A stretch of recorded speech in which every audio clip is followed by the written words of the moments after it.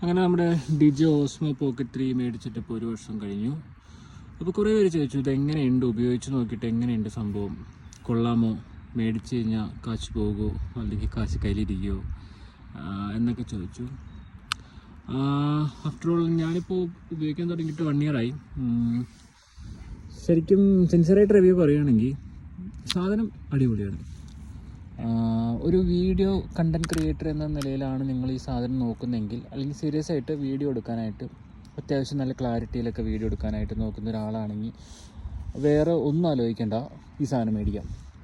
അല്ലാതെ നിങ്ങൾ ചുമ്മാ ജസ്റ്റ് പോകുന്ന വഴിയിൽ പെട്ടെന്ന് ചാടി കയറി ഒരു വീഡിയോ എടുക്കുക, അല്ലെങ്കിൽ കുറച്ച് റഫായിട്ട് യൂസ് ചെയ്യുന്ന ആൾക്കാരാണെങ്കിൽ ദയവേത് മേടിക്കാണ്ടിരിക്കുക. ബിക്കോസ് ഇത് യൂസ് ചെയ്യാൻ കുറച്ച് ബുദ്ധിമുട്ടുണ്ട്.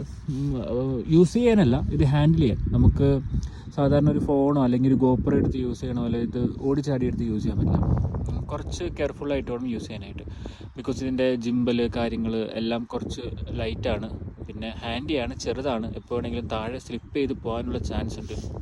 അങ്ങനെയൊക്കെ ഉണ്ട്. പിന്നെ വാട്ടർ പ്രൂഫ് അല്ല, മെയിനായിട്ടുള്ള റീസൺ അതാണ്, ഇത് വാട്ടർ പ്രൂഫ് അല്ല. അപ്പോൾ അങ്ങനെയൊക്കെയാണ് ഇതിൻ്റെ കാര്യങ്ങൾ വരുന്നത്. പിന്നെ എടുത്തു പറയേണ്ട ഒരു ക്വാളിറ്റി എന്ന് പറഞ്ഞാൽ ഇതിൻ്റെ വീഡിയോ ഔട്ട്പുട്ടാണ്. കാര്യം ഇപ്പോൾ പറയുക ആൾക്കാർ, ഇപ്പോൾ പലരും പറയാറുണ്ട് ഇത്രയും കാശ് കൊടുത്ത് മേടിക്കുന്ന സമയം കൊണ്ട് നമുക്കൊരു ഫോൺ മേടിച്ചാൽ പോരെ, അല്ലെങ്കിൽ ഒരു ഐഫോൺ മേടിച്ചാൽ ഇതേപോലെ പല യൂസും നടക്കും.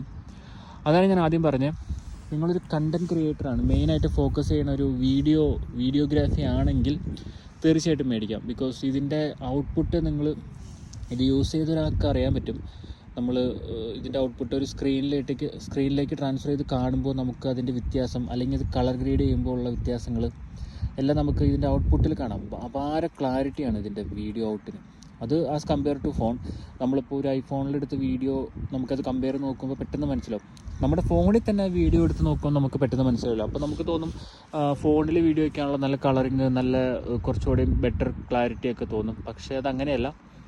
നമ്മൾ കുറച്ചുകൂടി ബിഗ് സ്ക്രീനിലേക്ക് ഇട്ട് നോക്കുമ്പോഴാണ് അതിൻ്റെ ശരിക്കുള്ള രൂപം നമുക്ക് മനസ്സിലാവണം. അതേപോലെ ക്ലാരിറ്റിയാണ് ഇത് പ്രൊവൈഡ് ചെയ്യുന്നത്. പിന്നെ ഇതിൻ്റെ സെൻസർ, അതാണ് ഇതിൻ്റെ ഏറ്റവും വലിയ പ്രത്യേകത.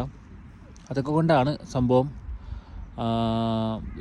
ഞാൻ പറയണ, ഇത് വീഡിയോ എടുക്കാൻ വേണ്ടി മാത്രം ഒരാൾക്ക് അങ്ങനെ നോക്കുന്ന ഒരാളാണെങ്കിൽ തീർച്ചയായിട്ടും ഇത് മേടിക്കാം. പിന്നെ എന്ന് പറയണത് നമ്മുടെ നാട്ടിൽ, ഇന്ത്യയിൽ, ഞാനിപ്പോൾ കറൻറ്റ് അബ്രോഡാണ്. ഇന്ത്യയിലൊരു കുഴപ്പമെന്ന് പറഞ്ഞാൽ ഇതിന് സർവീസ് കിട്ടാൻ കുറച്ച് ബുദ്ധിമുട്ടാണ്. കാര്യം ഇതിൻ്റെ പാർട്സ് ആണെങ്കിലും, ഇതിന് ഇപ്പോൾ എന്തെങ്കിലും ഒരു കംപ്ലൈൻറ്റ് വന്നാലും ഇതിൻ്റെ സർവീസ്, അതാണ് ഇതിൻ്റെ ഗോപ്രോ പോലുള്ള ക്യാമറകൾ അത്രയും അങ്ങോട്ട് നമ്മുടെ ഇടയിലേക്ക് ഫെമിലിയർ ആവാത്തത്. എനിക്ക് തോന്നണം അതായിരിക്കും ഒരു കാരണം. അപ്പോൾ അത് വലിയൊരു റീസണാണ്. നമുക്കിപ്പോൾ ഒരു സാധനം മേടിച്ചാൽ പോരല്ലോ, അതിൻ്റെ ഫർദറായിട്ടുള്ള അസിസ്റ്റൻസ് കിട്ടിയാൽ മാത്രമാണല്ലോ നമുക്കതുകൊണ്ട് ഉപകാരമുള്ളൂ. സോ അങ്ങനെ ഒരു പ്രശ്നം ഇതിനുണ്ട്. ഇതെല്ലാം ഒഴിച്ച് നിർത്തിയാൽ ഇതിൻ്റെ റിസൾട്ട് കാര്യങ്ങളെല്ലാം ഭയങ്കര ഹെവിയാണ്. മേടിച്ച് പ്രോപ്പറായിട്ട് യൂസ് ചെയ്യുന്ന ഒരാൾക്ക് പോലും ഇത് മോശമെന്ന് പറയാൻ പറ്റില്ല.